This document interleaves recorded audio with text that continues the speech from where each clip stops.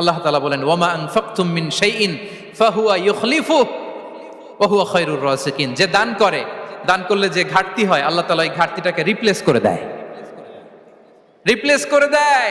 বিষ্ণু ইসা ইসলাম বলেছেন মা নাকাসা মালু আবদিন মিন সাদাকা। চ্যারিটি করলে, দান করলে আল্লাহ তার সম্পদ কখনো কমায় না।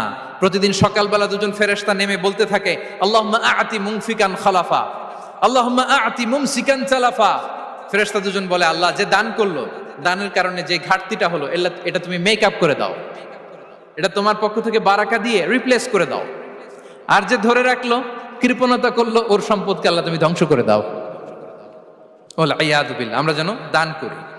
এরপরে বিষ্ণু ইসা ইসলাম বলেছেন বেশি বেশি হজ উমরা করলে, বেশি বেশি যদি কারো সাধ্য থাকে, ফিনান্সিয়াল ক্যাপাসিটি থাকে, বেশি বেশি হজ উমরা করলে তার রিজিকে বারাকা নেমে আসে। সব শেষে হচ্ছে দোয়া করা।